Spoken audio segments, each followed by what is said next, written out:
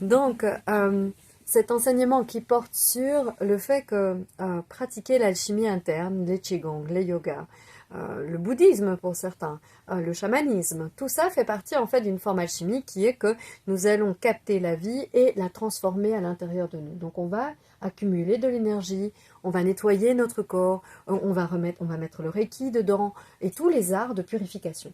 D'accord, du corps. Donc une prière en fait partie. Hein. Donc l'alchimie n'est pas qu'un processus où on va se dire ah ben voilà, je fais comme on faisait dans l'ordre des Templiers ou chez les taoïstes. L'alchimie est partout. Manger est un acte alchimique. Vous mangez une salade et puis vous avez des minéraux dans le corps. Hein. Donc ces transformations, transmutations sont de l'ordre alchimique. Ok. Donc cette alchimie chez l'humain, notre objectif premier est de transformer de l'énergie de vie autour de nous en quoi? Ça, c'est une grande question. En réalité, c'est en lumière. Alors, qu'est-ce que la lumière? C'est ce qui rend l'humain léger. Et dans les premiers processus alchimiques, nous ressentons le poids. Vous vous rendez compte que vous avez, notamment dans les pratiques des mouvements, la sensation d'être lourd. La lourdeur, en fait, c'est la résistance de ce qui n'est pas lumière, c'est-à-dire nous déjà notre corps, il est opaque, d'accord, dans la lumière. Donc une fois qu'il n'y a plus de résistance dans un qigong, notamment, on reste les mains levées longtemps, d'accord, et on est étonné qu'on on subit plus la gravitation, la gravité, d'accord. Et bien ça, c'est parce qu'on est transpercé de lumière, c'est parce qu'on est traversé de lumière. Donc on le retrouve chez les mystiques, qui vont rester comme ça des heures, vous savez, en transe. On le retrouve dans la transe. Donc la transe est bien un acte de captation de la lumière et d'état de lumière. Donc tous les états de lumière vont au final, une fois qu'on aura libéré les zones qui ne le sont pas, et vous le constatez du coup, quelles sont les zones qui ne le sont pas, ce sont ces empreintes. Les empreintes qui ont donné la colère, par exemple, vont alourdir les épaules, vont alourdir le dos, vont alourdir... D'accord. La peur va sidérer. Donc ça, ce sont ce qui n'est pas, en fait, l'être de lumière. Vous entendez? Ce qui n'est pas l'être de lumière, ce sont toutes ces empreintes qu'on appelle psychosomatiques. La peur va donc sidérer. La lumière, c'est pas passé. La colère va mettre un barrage. Est-ce qu'elle est utile? Oui, elle est utile. Elle a toujours une utilité, mais elle n'est pas lumière.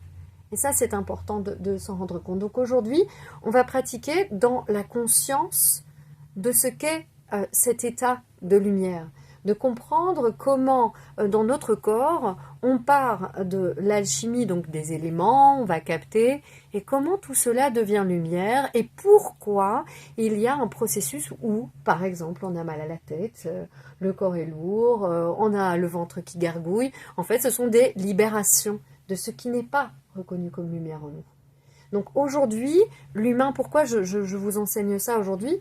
Parce que on a un inconscient collectif qui est quand même assez...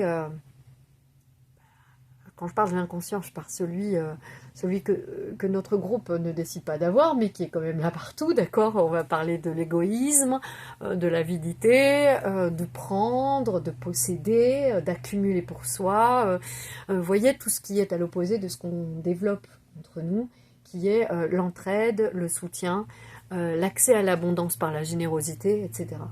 Donc quand je dis l'accès à l'abondance par la générosité, tchouk, le corps il se détend. L'accès à l'abondance par prendre, le corps il se tend. C'est pas compliqué de comprendre les états de lumière et les états obscurs. Okay. Donc notre société nous pousse, pour l'instant encore un peu, mais c'est en train de s'auto-détruire, on va dire, hein, parce que vraiment... c'est clair que ça s'autodétruit. Les états donc de prendre, de posséder, de se fermer sont en train de se disloquer. Hein. C'est pas très gai, mais c'est en train de se disloquer pour l'état d'entraide, l'état de générosité, qui est en fait l'être de lumière en nous. Ok. Donc il est essentiel aujourd'hui, si vous voulez passer une bonne année 2024,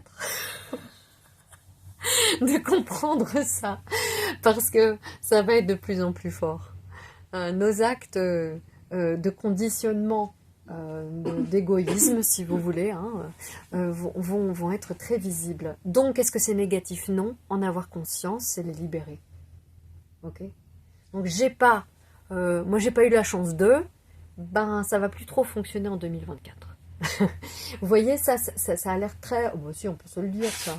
C'est normal de se dire, j'ai pas eu la chance de... Oh, oui, mais elle a de la chance, moi, j'en ai pas. Bon, ben, il y a quelques années, ça faisait pas autant de clash de se dire ça. Aujourd'hui, ça engendre très très vite de la fatigue, pour la plupart des gens, de la lourdeur. Tout est amplifié, d'accord? Donc, c'est une année où... et c'est un instant, c'est tous ces exercices qu'on va faire aujourd'hui, où je vous invite à observer vraiment avec amour ce qui est lumière avant tout, et pas ce qui bloque, parce que notre ancien inconscient collectif, moi je l'appelle l'ancien, même s'il est encore actif, ok, on regarde d'abord ce qui bloque. C'est le collectif du trauma, le collectif de la maladie, le collectif de je vais avoir un cancer, c'est le collectif de j'aurai pas, c'est le collectif de toute façon j'ai pas eu, c'est le collectif de on m'a pas donné, j'ai pas de don. C'est ce collectif-là qu'on quitte en fait, hein, d'accord?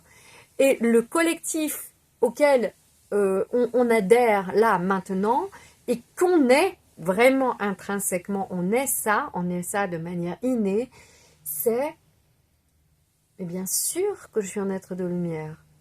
Attends, mais je ne me suis pas fait n'importe comment dans le ventre de ma mère, quoi.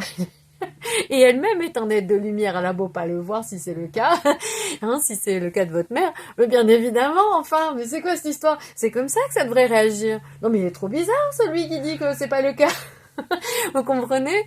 Et bien évidemment que je suis un super être sensible, magnifique. Et c'est vrai, j'ai un bobo à l'épaule. Et quoi? Pas grave, je vais apprendre à transmuter. Vous comprenez? C'est prendre l'opposé, c'est pas oh, j'ai la chance de goûter un peu de lumière quand même, moi, qui est si peu. Non, je suis un être de lumière et je reconnais que je suis en évolution. Je suis en transformation, en transmutation. D'accord? Donc on va changer ce point de vue et ça devient mais plus que urgent. Donc tous les matins, je suis lumière, j'ai conscience que j'ai accès à toute l'énergie de la vie. Et si on prend certains physiciens quantiques qui travaillent sur le sujet, ils recherchent l'énergie libre. Il faut ouvrir les yeux, il faut aller écouter. Aujourd'hui, la science recherche quoi? L'énergie libre. Mais qu'est-ce que l'énergie libre? Mais écoutez-la maintenant, elle est partout autour de nous. Nous, en tant que corps physique, on a accès à l'énergie libre. La science recherche l'énergie libre pour l'électricité, pour le chauffage, etc.